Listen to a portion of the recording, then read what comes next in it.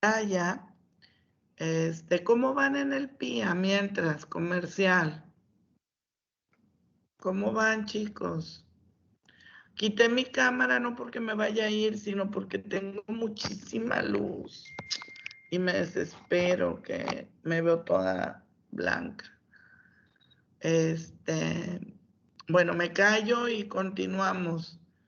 Empezamos, equipo, vamos a tratar de irnos rapidito, con buen ritmo, ¿sí? Porque ya vamos medio atrás, este semestre ya se acaba. ¿Hecho? Okay. Quito mi cámara, pero aquí estoy, por ningún motivo me despego, ¿sí? Nosotros tenemos que encender cámara.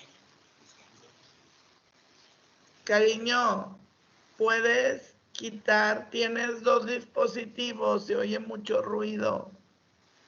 Es que es por el calor y que tengo el abanico prendido. Ok. No, pues acércate más, lo más que puedas al micrófono y hablar recio. Adelante, hijo.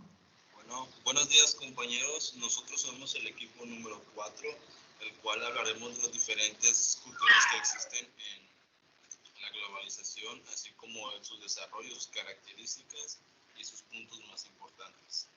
¿Empezamos? Dentro del equipo número 4 estamos conformados por los siguientes integrantes, donde yo, su servidor, soy José Gerardo Solís Torres, el cual les dará la introducción y la cultura popular. Siguiente, por favor. Como pueden ver, aquí tenemos nuestro índice y vamos a empezar por la introducción. Bueno, la globalización cultural en sí es un fenómeno que se ha regularizado y estandarizado las experiencias culturales, donde las culturas de regiones o poblados con menor número de personas se han visto muy influenciadas por las culturas de regiones o países más grandes e influyentes, dejándolo de lado su propia identidad. Están en peligro de pérdida u olvido algunas costumbres o tradiciones que muchas sociedades tienen, que han sido desplazadas por otras, digamos, de mayor influencia.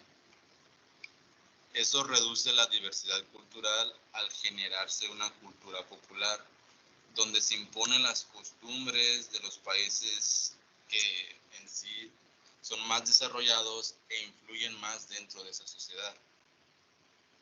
La globalización cultural es un fenómeno dinámico que se genera de los intercambios comerciales, políticos, sociales, todo ese tipo de cosas, por lo cual es difícil que la cultura no se vea afectada y modificada a lo largo de los años.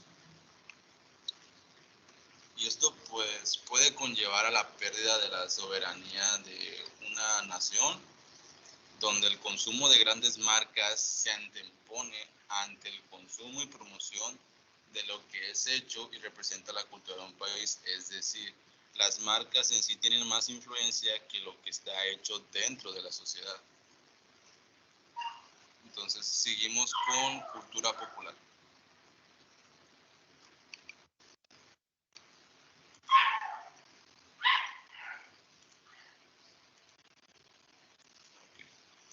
Cultura popular. ¿Cómo se denomina la cultura popular? Como el conjunto de manifestaciones artísticas y folclóricas que emana directamente del sistema de creencias, valores y tradiciones de un mismo pueblo. Como tal, surge como una distinción, frente a nuestras experiencias culturales creadas a partir de nuestros gustos, nuestros intereses, de lo que nos predomina. El concepto de cultura popular se origina como respuesta a la cultura oficial, pues una y otra representan distintos sectores sociales, así como diferentes gustos y nuestros intereses. Se caracteriza por ser un producto fundamentalmente creado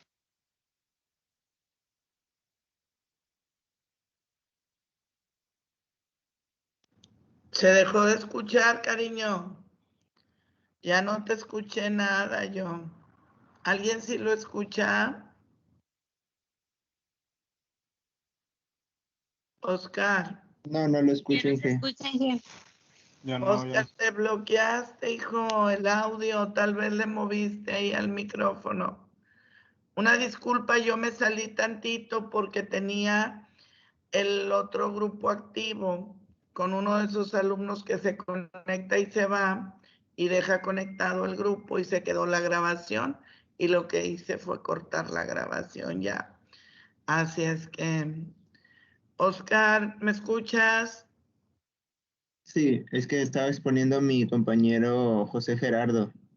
Ok, ¿dónde estás, José?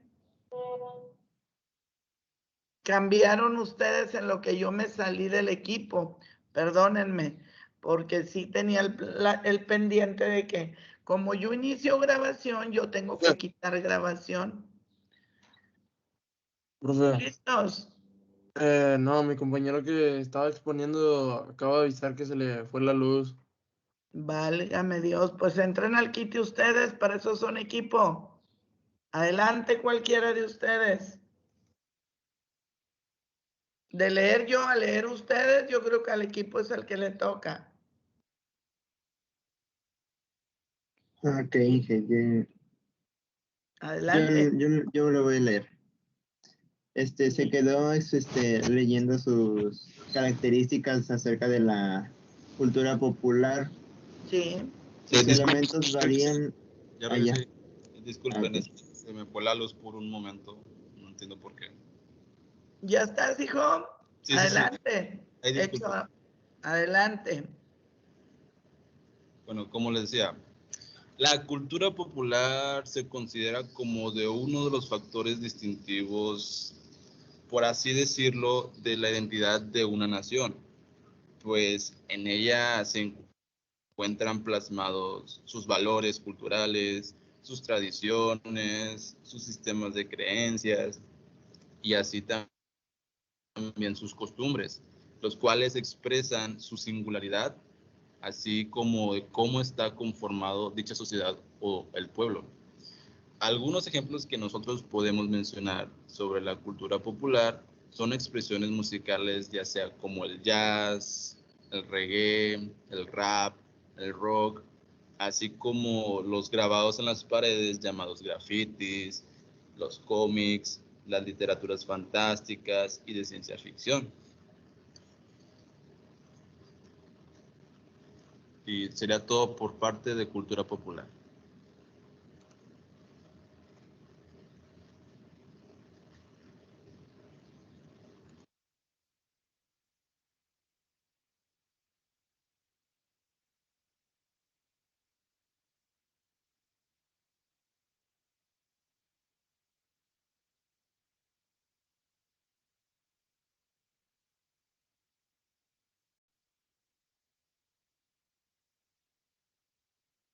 Chicos, ¿quién va? No pierdan el ritmo porque se nos duermen los demás.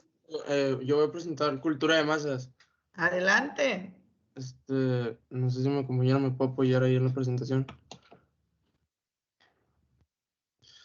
Muy bien, a mí me toca exponer cultura de masas. La cultura de masas viene siendo el conjunto de objetos, bienes o servicios culturales producidos por las industrias.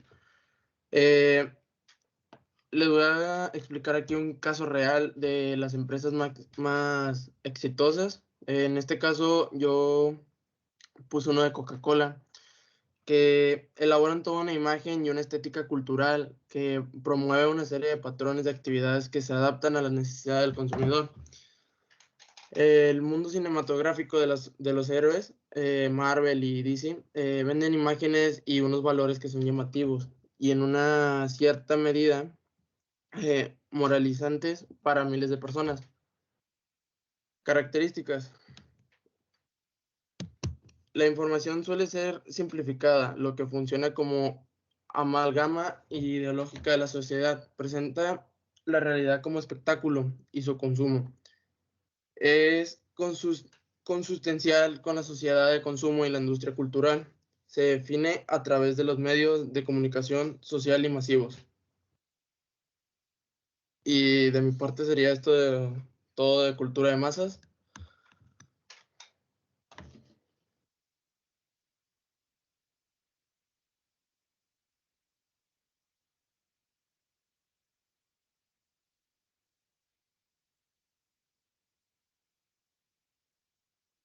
Equipo, ¿dónde anda el equipo? No se Voy. me duerman. ¿Quién sigue? Sigue mi compañero Adrián. Es que hasta parece que quieren que vaya y los despierte a la cama y le diga, a mi niño le toca dar clase, arriba. ¿Se escucha? Si se escucha, adelante. Ok.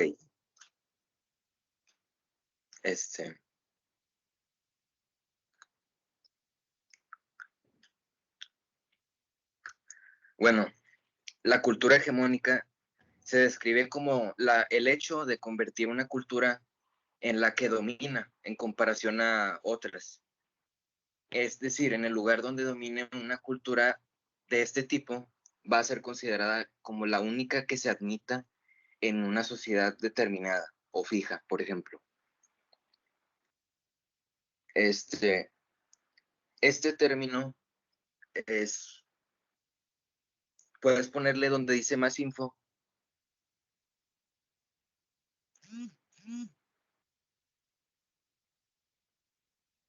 Bueno, este término es presentado por Antonio Gramsci con el fin de analizar las clases sociales. Además, hace alusión al predominio de una cultura en todos los aspectos que pueda tener en una sociedad, pudiendo ser en términos políticos, económicos o militares.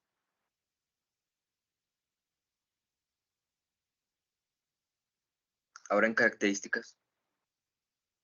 Esta instaura un sistema de valores y afirmaciones serio y jerarquizado, y suele ser utilizada o manejada por potencias mundiales, es decir, pues naciones muy avanzadas, obteniendo con ello ejercer autoridad sobre otros territorios. Ahora, arriba la imagen donde está el mundo, la mano.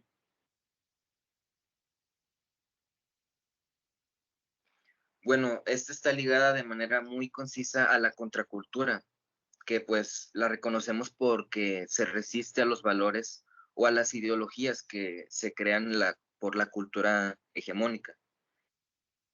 Bueno, este tipo de cultura, al encontrarse superior a las demás, crea y a la vez ajusta sus propios rasgos de contracultura.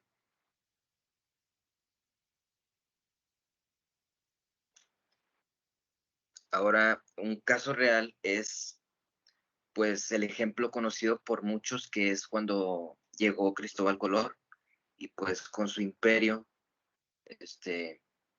pues, se podría decir que invadieron a Latinoamérica, bueno, América. Ahora, arriba, en la imagen. Que, bueno, además de haber usurpado una de las principales riquezas que se generan aquí, que fue pues la extracción de oro y plata, los españoles también trasladaron consigo pues padecimientos, enfermedades que afectaron pues fuertemente a las regiones indígenas de la época, así como también instruyeron su idioma y religión.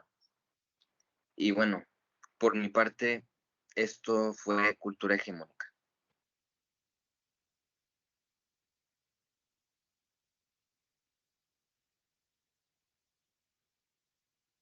¿Quién nos falta, chicos? ¿Quién nos falta de los compañeros? Hola, hola. Se me duermen, se van. ¿Qué onda con ustedes? Voy. Bueno, ya que no están los anteriores, yo les voy a explicar lo mío. Yo investigué acerca de la cultura subalterna, más que nada.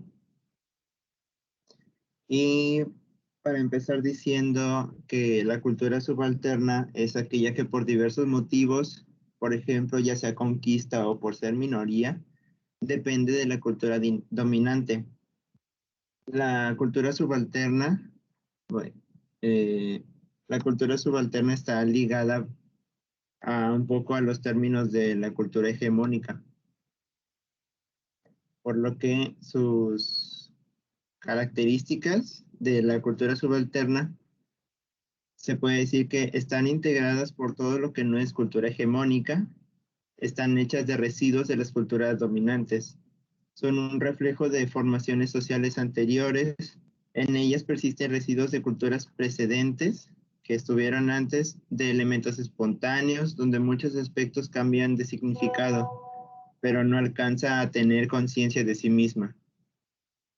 No puede alcanzar ni autonomía ni criticidad, y para dejar en claro que lo subalterno no es una subcultura. Más que nada porque la cultura subalterna viene más que nada de los grupos subalternos, que estos son una pequeña agrupación en la sociedad que no son tan considerados. Acerca del ejemplo, es un poco difícil sacar los ejemplos de la cultura subalterna en la sociedad, pero a mi representación, un ejemplo sería encontrándolos en las manifestaciones. Bueno, encontramos las manifestaciones de esta cultura en el barrio, el estadio, pero también en otros aspectos más pragmáticos, como por ejemplo la forma de vestir, danzar y rezar. A mi representación, como he dicho, yo puse acerca de las culturas indígenas, que estas son agrupaciones más pequeñas. Ese es el ejemplo que yo puse acerca.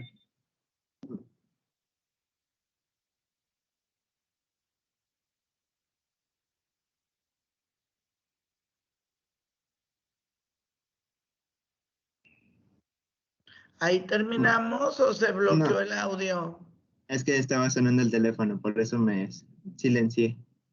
Ok, adelante. Bueno, y ya acerca del origen, sería más el origen del término subalterno, más que nada por Antonio Gramsci, que él fue el que estaba desarrollando un concepto acerca de lo que eran las sociedades, las agrupaciones subalternas. El término subalterno es usado para referirse en ciencias sociales a sectores marginalizados y a las clases inferiores de las sociedades. Este sentido de la palabra fue propuesto por Antonio Gramsci, concepto dado entre 1920 y entre 1930. ¿Por qué entre estas fechas? Porque entre 1920 y 1930 estuvo escribiendo lo que fueron estuvo escribiendo sus cuadernos de la cárcel. Este personaje, al parecer, estuvo en la cárcel y por eso estuvo escribiendo varios libros en su estadía. Subalternidad surge para dar cuenta de la condición subjetiva de subordinación en el contexto de la dominación capitalista. Desde ese punto es del que partió Antonio Gramsci para dar a conocer lo que es hoy en día el concepto de subalterno. Adquiere densidad teórica gracias a Antonio Gramsci, ya después de varios años de su investigación. Cuadernos de la cárcel, esa es la obra. Se dice que es una obra muy compleja por todo lo que conlleva y todo el tiempo en el que se desarrolló. Gramsci coloca la subalternidad como la característica fundamental de las clases dominadas. Ese es en sí el concepto de Gramsci y cómo él lo veía en su perspectiva. Y en el subalternismo latinoamericano, Gareth Williams dice: entendió la categoría de subalternidad en los términos articulados por Guja y Spivak. la considero como el a menudo violento efecto de sujeto de los procesos nacionales y postnacionales de subordinación social, pero también como el límite epistemológico en el cual lo no hegemónico, anuncia los límites del pensar hegemónico y el pensamiento hegemónico. Y ahora sí que eso sería todo de mi parte por cultura subalterna.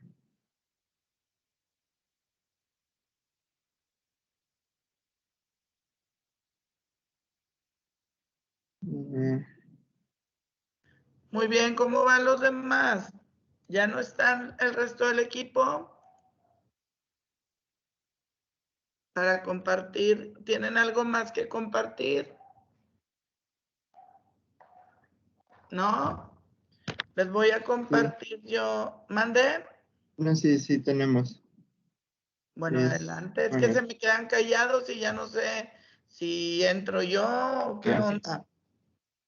No, sí, ahí está. Sigo yo en heterogeneidad.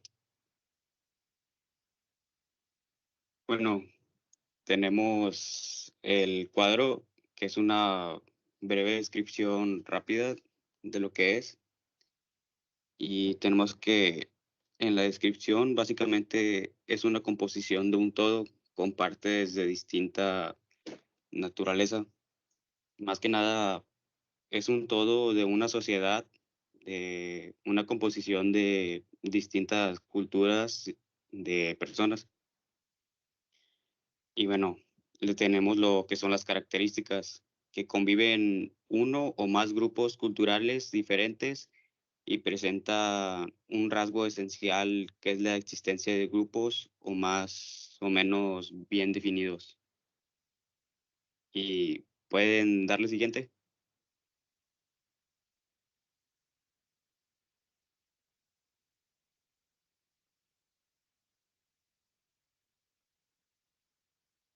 Y bueno, aquí tenemos bien definido lo que es la heterogeneidad cultural, que básicamente consiste, que es por lo que está constituida la sociedad.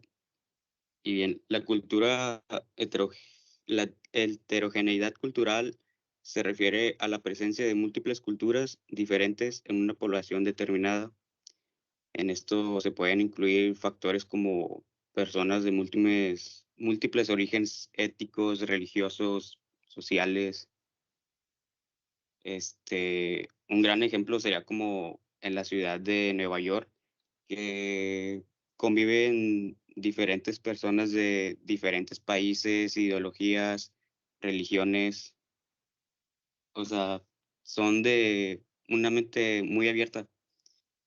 Y bueno, tenemos la imagen que viene siendo un ejemplo.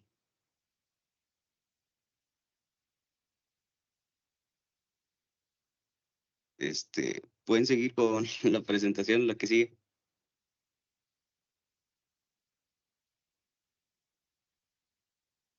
Y bueno, tenemos bien lo que es una pequeña definición en lo que consiste la palabra heterogeneidad cultural, que básicamente se refiere a una mezcla de diferentes componentes, que pues sí, básicamente consiste en una mezcla de todo tipo de religiones, cultura, sociedad, todo.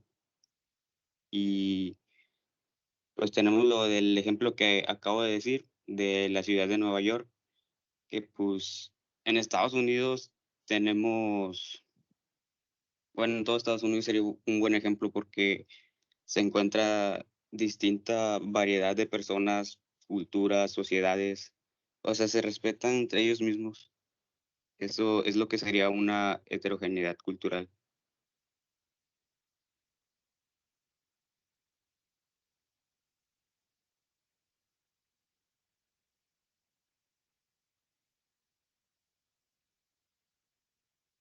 ¿Va alguien más, chicos?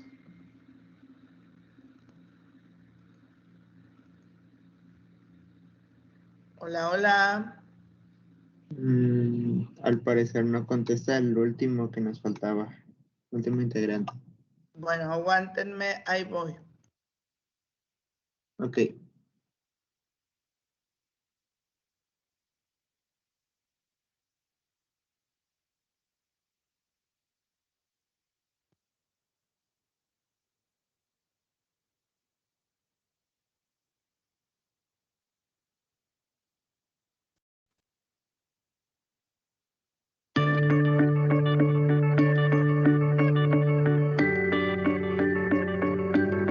Esta noche vamos a presentar a uno de los más importantes pensadores de la segunda mitad del siglo XX, Antonio Gramsci, quien fuera un filósofo, teórico marxista, político y periodista italiano. Nació en Cerdeña el 22 de enero de 1891 en el seno de una familia muy humilde y falleció en Roma el 27 de abril de 1937 con 46 años de edad, inmediatamente después de haber permanecido recluido en prisión por 10 años entre 1927 y 1937 a causa de sus ideas políticas en pleno régimen fascista de Mussolini en Italia. A pesar de su frágil estado de salud debido a una tuberculosis vertebral conocida también como el mal de Pot, Gramsci va a aprovechar su detención para estudiar y elaborar sus propias reflexiones políticas, filosóficas e históricas. En prisión escribirá el grueso de su obra, o lo que se conoce como los 32 cuadernos de la cárcel, trabajo complejo de aproximadamente 3,000 páginas, para convertirse en un clásico del marxismo, en donde va a ser un recuento de la historia italiana, el nacionalismo, así como de sus ideas sobre la teoría marxista, teoría educativa, y la crítica que servirá de material de estudio y debate entre militantes políticos y estudiosos de las ciencias sociales. Después de su muerte, los llamados cuadernos de la cárcel fueron ordenados por sus argumentos homogéneos alrededor de los títulos siguientes: el materialismo histórico y la filosofía de Benedetto Croce, los intelectuales y la organización de la cultura, el Risorgimento, notas sobre Maquiavelo, sobre la política y sobre el Estado moderno, literatura y vida nacional, pasado y presente. Su trayectoria puede ser caracterizada por un rasgo que determina toda su vida y toda su obra, que es la de un revolucionario, de un marxista que se va a preocupar por mantener atadas la concepción teórica con la práctica. A pesar del aislamiento producido por el fascismo, Gramsci no dejó de ser nunca un intelectual orgánico vinculado tanto al movimiento obrero como al Partido Comunista de su país, de cual él fue fundador. Por eso, junto a un importante círculo de intelectuales, Gramsci va a fundar la revista L'Ordine Nuovo, el Nuevo Orden, que operaba como el órgano teórico de los consejos obreros, plataforma donde se encuentran sus importantes contribuciones o escritos juveniles. Entre sus principales objetos de reflexión, Gramsci va a trabajar la problemática del poder. Si bien comprende al marxismo como una teoría política para la revolución, sabe que ésta depende completamente de la disputa por el poder, razón por la cual trabajó temas como el análisis de situación y las relaciones de fuerza que se pueden encontrar en el cuaderno número 13, elaborado entre 1932 y 1934.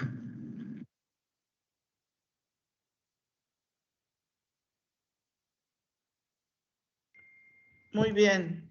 ¿El equipo trae algo más que compartir?